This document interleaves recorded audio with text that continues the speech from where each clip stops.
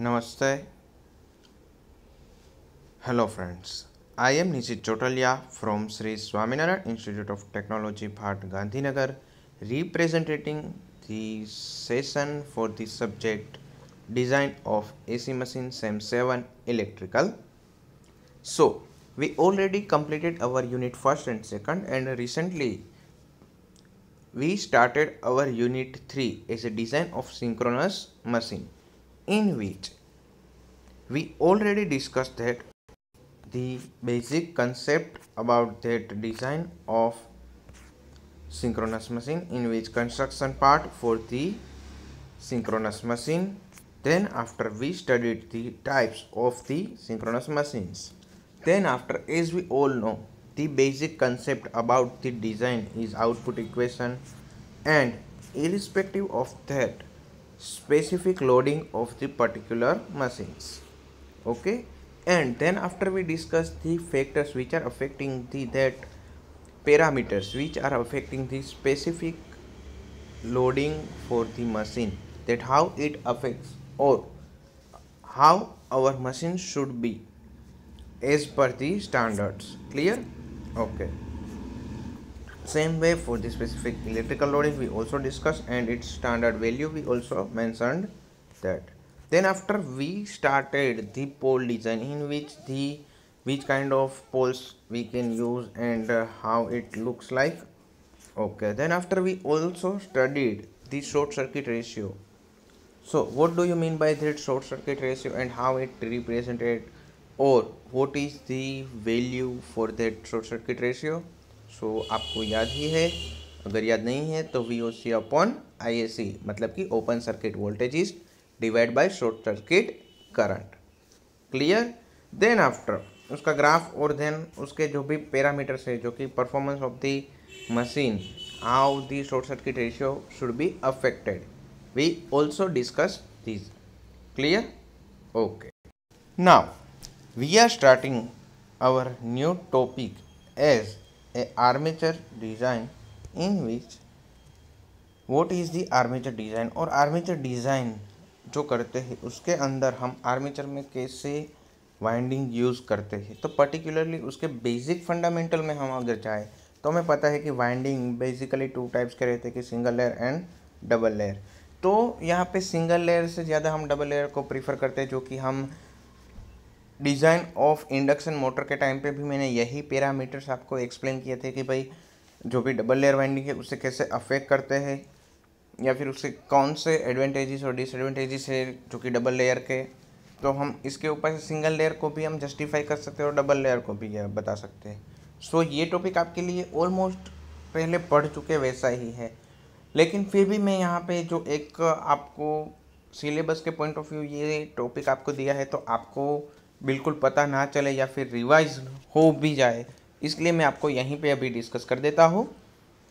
So what are the advantages for the double layer winding. Clear?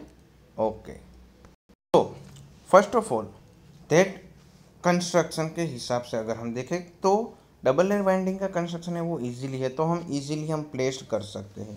सो जब हम easily place कर सकते हैं तो ये उसका दूसरा एडवांटेज हमें ये भी साथ में पता ही है कि जब मेंटेनेंस की बारी आती है तो इजीली कंस्ट्रक्ट हो जाता हो, उसे हम इजीली मेंटेन भी कर सकते हैं, या फिर रिप्लेसमेंट करना है तब भी हमारे लिए ईजी हो जाता है.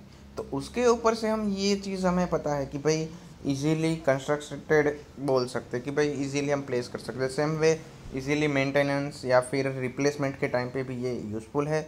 सो अगर ये प्रोसेस पूरी इजी हो जाती है तो हमारे लिए ये कॉस्ट इफ़ेक्टिव भी बनेगा, मतलब कि ये हमारे लिए चीपर रहेगा डिज़ाइन में. ठीक है?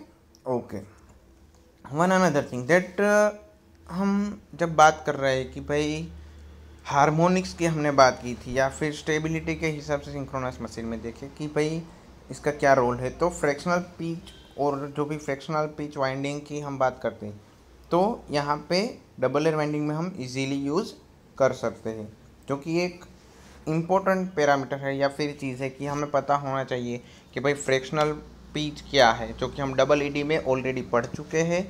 और हार्मोनिक का टॉपिक जो हमने डेप्थ में देखा था इंडक्शन मोटर की डिज़ाइन के टाइम पे, तब भी मैंने यही चीज़ रिपीट की थी कि भाई फ्रैक्शनल पिच जो कि हमारा जो भी लेट सपोज कोयल स्पान जितना है और हमारे number of slots let suppose 12 है और हमारा स्पान 11 का रखते हैं, तो मतलब कि एक आपका जो बाकी बचता है उसके हिसाब से हम उसका कोयल स्पान को जस्टिफाई करते हैं, या फिर उसकी पिच है जो भी फ्रैक्शनल नंबर में हम क्यों रखते हैं, ये भी एक पैरामीटर है जो कि डिज़ाइन के फंडामेंटल जब हमने देखे थे तब हम ऑलरेडी डिस्कस कर चुके, तो आपको ये चीज़ पता है। Okay, next one is the disadvantages, जो कि उसके लिए मैं आपको बताना चाहूँगा कि जब फ्रैक्शनल पिच की बात करें तो उसको ही आप कोरिलेट करके आप डबल एयर वाइंडिंग के डिसएडवांटेजेस को फोकस पे ले सकते हैं कि भाई जब डबल एयर वाइंडिंग में फ्रैक्शनल पिच यूज़ करते हैं तो उसकी वजह से उसका स्पेस फैक्टर जो बनता है वो काफ़ी कम रहेगा, क्योंकि फ्रैक्शनल नंबर यूज़ करते हैं तो उसकी वजह से वो कम हो जाएगा। वन अनदर थिंग दैट उसकी एफिशिएंसी कंपैरेटिवली स्लो हो जाएगी या फिर लो हो जाएगी, क्योंकि हमें पता है कि डबल लेयर वाइंडिंग यूज़ करते हैं तो कंपैरेटिवली सिंगल लेयर उसकी एफिशिएंसी कम है। तो ये किसका एक कॉज है, जैसे कि ये किसकी वजह से हो रहा है, तो एक्चुअली वहाँ पे नॉइज़ प्रोड्यूस होता है, तो due to that noise we can say that it is kind of the loss, so due to that efficiency should be lower. और हमने ये भी बताया कि फ्रैक्शनल पिच यूज़ कर रहे हैं तो उसका स्पेस फैक्टर भी काफ़ी कम रहेगा। ठीक है, तो ये बात हुई आपके डबल लेयर वाइंडिंग के बारे में। ये क्वेश्चन 3 to 4 मार्क्स के लिए सिंपली पूछा जा सकता है कि भाई what do you mean by double layer winding and how it is beneficial, और what are the disadvantages and advantages for the double layer winding. Clear? Okay, now we are going to next point is that armature coil design. clear? okay, armature coil की जब बात करें या फिर armature design का जो सब part है कि आर्मेचर कोयल डिज़ाइन, तो उसके अंदर आपको कौन कौन सी चीज़ें देखनी है। तो पर्टिकुलरली हम देखें कि भाई आर्मेचर कोयल, जो कि अभी हमने आर्मेचर कोयल वाइंडिंग, जो भी यहाँ पे आर्मेचर कोयल या फिर आर्मेचर कोयल वाइंडिंग भी आप लिख सकते हो, जो कि अभी हमने प्रीवियस केस में डिस्कस किया। यहाँ पे मैंने पूरा 7 मार्क का क्वेश्चन है कि आर्मेचर कोयल डिज़ाइन एक्सप्लेन करना है, उस टाइम पे आपको कितनी चीज़ें लिखनी है या फिर एक्सप्लेन करनी है। तो उसके लिए मैं आपको बताना चाहूँगा कि आर्मेचर कोयल वाइंडिंग एक पैरामीटर है, दूसरा बनता है उसका insulation.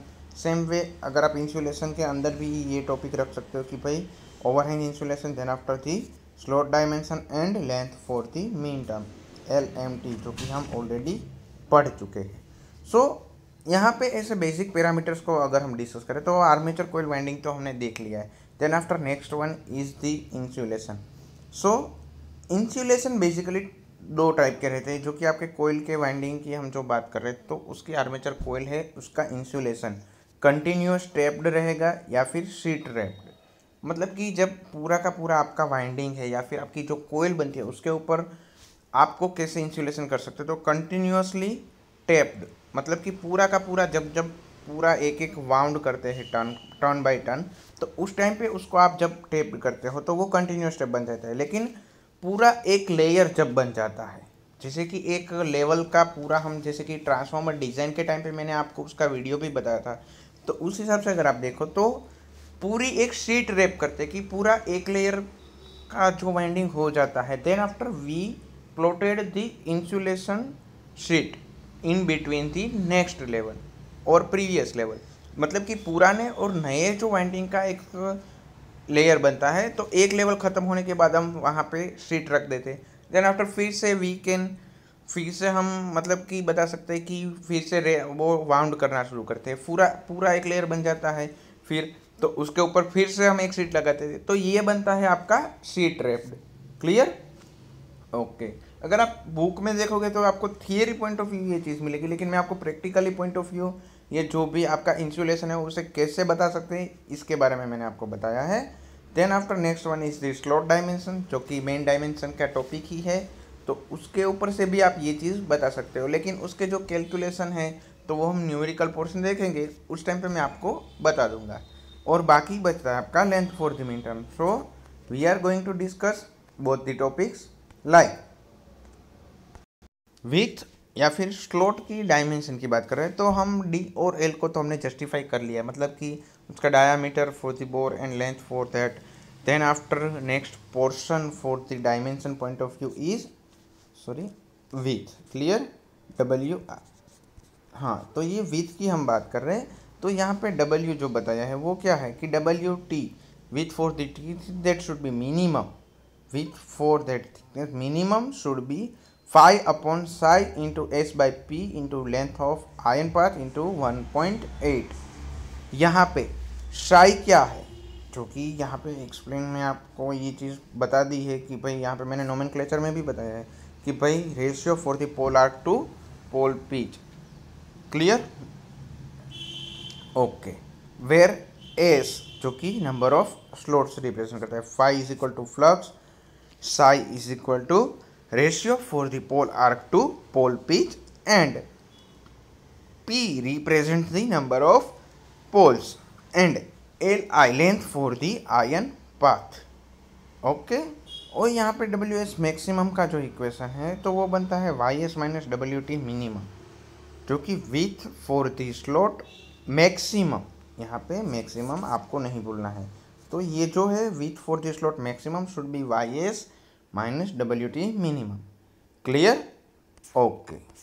Now next equation that is length for the mean term. So उसके लिए मैं आपको बताना चाहूँगा कि एल एम टी हम नॉर्मली जो हम ऑलरेडी प्रीवियस केसेस में देख चुके हैं, सेम वे यहाँ पे भी कुछ डिफरेंट इक्वेशन बनेगा length for the mean term का। तो वो बनेगा 2L plus 2.5 tau plus 6 into के वी, जो कि आपके कितने मशीन के रेटिंग के वोल्टेजेस है in terms of K V plus 20, और unit for the length of mean term should be in centimetres, clear. यहाँ पे ये आपको याद रखना पड़ेगा कि यहाँ पे सेंटीमीटर्स में है, क्लियर, ओके। सो यहाँ पे एल और टाउ के वी और सेंटीमीटर्स, तो ये सारे पैरामीटर्स आपने देख लिया। तो पूरा नोमेनक्लेचर भी आपको साथ में याद होना ज़रूरी बनता है, ठीक है, ओके। नाउ जब हमें पता है कि लेंथ ऑफ मीन टर्म क्या है, उसका क्या रोल है, अगर ये चीज़ हम देखते तो उसके कैलकुलेशन और फैक्टर्स के बारे में भी हमें क्वेश्चन अराइज होंगे, स्वाभाविक बात है। तो हम लेंथ ऑफ मीन टर्म की बात कर लेते हैं। यहाँ पे लेंथ ऑफ एयर गैप की जो हम बात कर रहे हैं, तो यहाँ पे लेंथ ऑफ एयर गैप जो कि एल जी की हम बात करें, तो यहाँ पे एक चीज़ हमें पता होनी चाहिए कि भाई उसकी वैल्यू कैसी होनी चाहिए या फिर उसका क्या रोल है। तो यहाँ पे मैंने बेसिक इंट्रोडक्शन, जो कि आपको पता है कि 7 मार्क का क्वेश्चन लिखते हैं तो उसका बेसिक इंट्रोडक्शन या फिर पैरामीटर्स को हम मेंशन करते हैं और एक्सप्लेन करते हैं। तो यहाँ पे बताया है कि भाई लेंथ ऑफ एयर गैप जो कि बहुत इंपॉर्टेंट पैरामीटर है, क्योंकि वो मशीन के परफॉर्मेंस पे अफेक्ट करता है और एससीआर के ऊपर भी अफेक्ट करता है, clear, okay. One another thing कि भाई यहाँ पे और भी पैरामीटर जो कि है आपके मशीन के, उसके ऊपर कैसे अफेक्ट करेगा या फिर design point of view machine पे कैसे length of air gap affect करता है, तो उसे हमने यहाँ पे एक्सप्लेन किया है in terms of advantages and disadvantages. तो यहाँ पे ये जो क्वेश्चन बन जाता है एडवांटेजेस और डिसएडवांटेजेस के टर्म्स में, तो वो आपको मैं बताना चाहूँगा कि एडवांटेजेस और डिसएडवांटेजेस पॉइंट ऑफ व्यू कौन से पैरामीटर को कैसे अफेक्ट करता है, जो कि शॉर्ट क्वेश्चन के पॉइंट ऑफ व्यू भी बहुत इंपॉर्टेंट चीज़ हो जाती है। और यहाँ पे मैंने प्रेजेंटेशन में ऐसे ही टर्म्स में आपको एक्सप्लेन किया है कि आप इजीली याद भी रख सको और एग्जाम पॉइंट ऑफ व्यू आपको बहुत कम पढ़ना पड़े, क्योंकि ये चीज़ मैंने यहाँ पे जो आपको ये मटेरियल आपका जो मैं यहाँ पे एक्सप्लेन कर रहा हूँ, तो वो आपके लिए काफ़ी रेफरेंस बुक्स और आपकी टेक्स्ट बुक रेफरेंस बुक्स को कंबाइन करने के बाद जो इजी लैंग्वेज में शॉर्ट में आपको मैक्सिमम मिल सके, ऐसे मैंने ट्राई किया है। तो यहाँ पे हम कौन कौन से पैरामीटर को कैसे कैसे अफेक्ट कर सकता है कि लेंथ ऑफ एयर गैप, तो उसको हमने बताया है। तो वो कौन कौन से पैरामीटर है या फिर उसे कैसे अफेक्ट करता है, तो पर्टिकुलरली हम देखें कि first one is stability, then after voltage regulation, then after synchronising power, cooling, noise and magnetic pull, clear. तो अगर मैं यहाँ पे एक मिनट थोड़ा, हाँ, तो यहाँ पे मैं आपको बताना चाहूँगा कि लार्ज एयर गैप बनता है। Let suppose we choose the value for air gap should be higher at that time, what should be the stability या फिर वोल्टेज रेगुलेशन और synchronising power, cooling, noise and magnetic pull. तो यहाँ पे stability के लिए मैं आपको बताना चाहूँगा कि अगर लेंथ ऑफ एयर गैप ज़्यादा रहेगा तो स्टेबिलिटी लिमिट भी उसकी ज़्यादा हो जाएगी। तो जो पैरामीटर्स ज़्यादा रहते हैं उसको मैं यहाँ पे एक्सप्लेन करूँ तो भाई स्टेबिलिटी है वो इम्प्रूव्ड रहे, सॉरी उसकी हायर वैल्यू या फिर आपको एक लार्ज स्केल पे आपको स्टेबिलिटी मिल सकती है। Clear. Next one is the regulation. तो कि भाई लेंथ फॉर एयर गैप बढ़ गया तो आपकी स्टेबिलिटी के लिए हमने देखा, सेम वे हम रेगुलेशन की बात करें कि स्टेबिलिटी अच्छी मिलती है, लेकिन जब स्टेबिलिटी की वाइड रेंज होती है तो पता है कि रेगुलेशन की वैल्यू कम हो जाती है। क्यों? क्योंकि हम ये चीज़ हमने मशीन पॉइंट ऑफ व्यू देखा था कि भाई स्टेबिलिटी का मतलब क्या है और रेगुलेशन का मतलब क्या है, कि जो आपका मशीन का रेगुलेशन है तो वो क्या है, या तो मतलब कि output minus input upon input, जो कि आपका रेगुलेशन है। और स्टेबिलिटी की हम बात करें तो उसके भी इक्वेशन हमने देख लिए हैं। तो यहाँ पे जब हम रेगुलेशन की बात कर रहे हैं तो लार्जर स्केल पे हमें जब स्टेबिलिटी मिलती हो तो उस टाइम पे regulation always should be lower या फिर smaller value for the regulation. Clear. Okay. Next one is synchronising power. तो जब स्टेबिलिटी ज़्यादा मिल रही है तो आपको पता है कि स्टेबिलिटी के लिए आपको क्या इंपॉर्टेंट है कि सिंक्रोनाइजिंग पावर, जो कि पैरेलल ऑपरेशन का इंपॉर्टेंट पैरामीटर पे हमने देखा था कि भाई सिंक्रोनाइजिंग पावर ज़्यादा रहती है, मतलब कि उसकी स्टेबिलिटी कब अच्छी होती है कि सिंक्रोनाइजिंग पावर ज़्यादा रहता है। तो अगर हम लेंथ ऑफ एयर गैप यहाँ पे बढ़ाएंगे तो स्टेबिलिटी की वाइड रेंज मिलेगी, तो उसकी वजह से यहाँ पे सिंक्रोनाइजिंग पावर की भी हायर वैल्यू ऑब्टेन कर सकते हैं। क्लियर। ओके।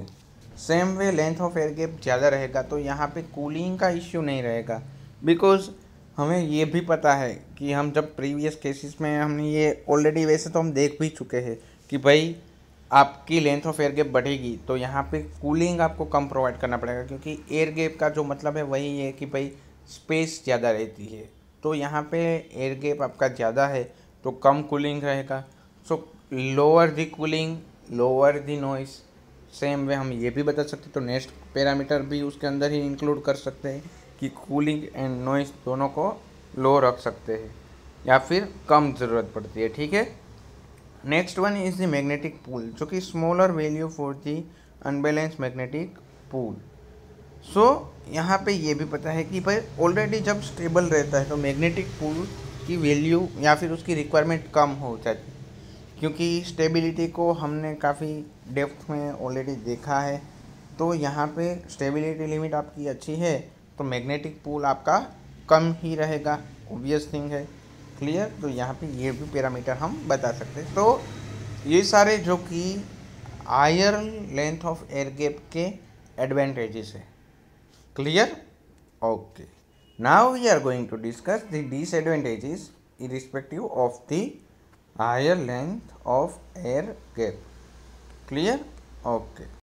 सो पर्टिकुलरली हम डिसएडवांटेजेस पॉइंट ऑफ व्यू देखें कि फील्ड एमएमएफ, तो ये हमारे लिए ऑलरेडी ऑब्वियस थिंग है कि भाई जब आपके लेंथ ऑफ एयर गैप बढ़ेगा तो आपको एमएमएफ ज़्यादा ज़रूरी बन जाएगा या फिर ज़्यादा एमएमएफ की रिक्वायरमेंट बन जाएगी। तो larger the field MMF required. Clear. Okay. Same way जब फ्लक्स ज़्यादा प्रोड्यूस करना है तो मशीन की साइज़ भी ज़्यादा रखनी पड़ेगी, because we require the larger the diameter. Clear. So larger the diameter, so we can say larger the size. Clear. Okay. Then after जब लेंथ बढ़ जाएगी तो leakage reactance should be increased. Clear. That is also increased. ये भी हम already जानते हैं कि जो पैरामीटर फंडामेंटल जो बेसिक हम इंडक्शन मोटर की डिज़ाइन के टाइम पे भी ये चीज़ हमने बताई थी, यहाँ पर भी यही चीज़ें हो रही है कि भाई एयर गैप का मतलब ही क्या है। जो कि हम डबल को फंडामेंटल आप याद करोगे तो ये सारी चीज़ें आपको बाय डिफ़ॉल्ट रिफ्रेश हो जाएगी या फिर ब्रशअप हो जाएगी। Then after next one is the weight of the copper. So higher the weight of the copper in the field winding required, because जब साइज़ आपको ज़्यादा मिल जाएगी तो उसकी वजह से ये भी आपको ज़्यादा रिक्वायर्ड हो जाएगा। क्लियर। ओके। सो ये चीज़ हुई आपकी field MMF. Then after size, magnetic leakage, weight of the copper and the cost. Because the size ज़्यादा है तो उसके लिए आपको थोड़ी कॉस्ट बढ़नी ही चाहिए, क्योंकि पता है कि जब हायर दी डायामीटर और उसकी वजह से हम आपको इंसुलेशन ज़्यादा प्रोवाइड करना पड़ता है, तो सारी कॉस्टिंग हम देखें तो वो भी थोड़ी बढ़ जाती है। तो उसको हम इक्वेशन के टर्म्स में देखें तो ये इक्वेशन के टर्म्स में मैंने आपको बताऊं कि भाई फॉर सेलिएंट पोल अल्टरनेटर की बात करें तो उसका इक्वेशन क्या रहेगा। अगर हम उसको ले पोल पिच के मल्टीप्लायर फैक्टर से मैं रिप्रेजेंट करूं तो, क्योंकि यहाँ पे एक चीज़ इंपॉर्टेंट ये भी है कि भाई आप लेंथ ऑफ एयर गैप को रिप्रेजेंट करना चाहते हो तो in terms of pole pitch करोगे तो आपकी कैलकुलेशन काफ़ी इजी हो जाएगी। तो सेलिएंट पोल अल्टरनेटर के लिए आप देखो कि length of the air gap का इक्वेशन बनेगा 0.012 to 0.016 into pole pitch. Clear? Okay.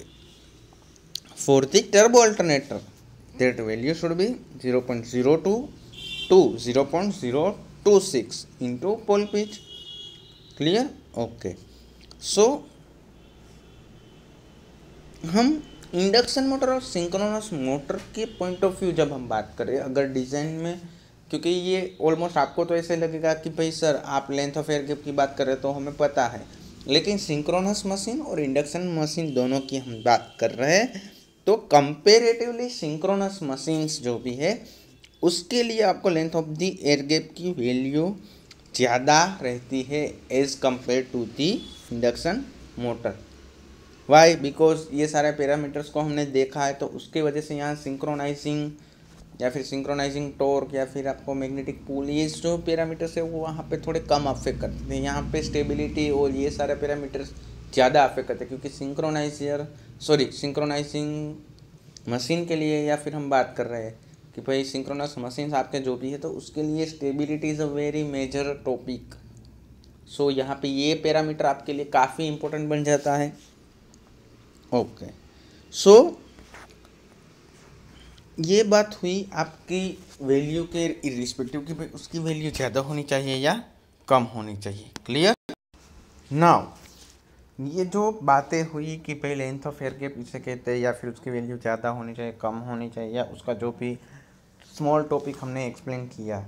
Now आपके दिमाग में पहला क्वेश्चन आएगा कि भाई इसकी वैल्यू कैसे कैलकुलेट कर सकते। So calculation for the length of the air gap या फिर estimation for the length of the air gap. So particularly उसके लिए मैं आपको बताना चाहूँगा कि एम्पियर टर्न्स की आपको पता होना ज़रूरी है। तो यहाँ पे पर पोल हम बात कर रहे हैं कि पर पोल जो आपका एम्पियर टर्न्स है वो कितना रहेगा फॉर दी आर्मेचर, सॉरी यहाँ पे हम बात कर रहे हैं एयर गैप के लिए। तो यहाँ पे ampere turns per pole that should be 1.35 into IPH into TPH into KW, because यहाँ पे पर फेज हम करंट और टर्न्स की बात कर रहे हैं। और P जो कि नंबर ऑफ पोल्स है लेकिन in terms of the pole pairs, ये आपके लिए इम्पोर्टेंट चीज़ बन जाएगी कि भाई पर पोल्स पर पेयर है या फिर जो पोल्स की पेयर को हम जस्टिफाई करते हैं। मान लो कि 6 पोल 8 पोल मशीन की हम बात कर रहे हैं तो यहाँ पे पेयर के हिसाब से आपको रिप्रेजेंट करना है। तो एम्पियर टर्न्स का इक्वेशन बनेगा 1.35 into ampere in terms of IPH मतलब कि per phase current into TPH turns per phase into KW जो कि आपका बनेगा winding factor and P pole pairs. Clear? Okay. And no load field ampere turns per pole के लिए हम बात कर रहे हैं तो वो क्या बनता है ATFO, जो कि उसका इक्वेशन बनेगा ACR short circuit ratio into its armature ampere turns per pole. Clear? Okay. सो यहाँ पे ATF की बात करें that should be ACR into armature ampere turns per pole इन। सो उसको हम डिनोट करेंगे AT, जो कि AT हमें पता ही है लेकिन किसके लिए, for the armature. So suffix A is there. Clear? Okay. यहाँ पे एक और इम्पोर्टेंट चीज़ बताऊँ कि भाई एम्पियर टर्न्स जो कि आपके एयर गैप के लिए रिक्वायर्ड है वो अप्रोक्सीमेटली 80% जितना रहेगा, जो कि no load field ampere turns के हिसाब से। क्लियर? सो अराउंड 80%, मतलब कि 0.8 इन टर्म्स ऑफ वैल्यू। परसेंटेज में लिखे तो 80 लिख सकते हैं, लेकिन वैल्यू के टर्म्स में लिखे तो 0.8। So ampere turns required for the air gap that will be approximately equal to 80%। So हमारे लिए एयर गैप का एमएमएफ इक्वेशन क्या है? 8 lakh into BG, LG and KG। तो ये बनता है आपका नो लोड के लिए हम बात करें तो ये बनेगा आपका 0.8 times into 80 F0। So length of the air gap LG को हम सफिक्स बनाते हैं, तो इक्वेशन क्या बनेगा? 0.8 divide by 8 lakh ATF upon BG into KG। Clear? Okay, so ये इक्वेशन आपको यहाँ पे दिख जाएगा। Final equation for the length of gap that should be 0.8 into ATF0 divide by 8 lakh BG into KG। Clear? So ये बना आपका length of the air gap. Clear? Okay, now next parameter या फिर नेक्स्ट पॉइंट है selection of number of slot, जो कि हम next session में डिस्कस करेंगे।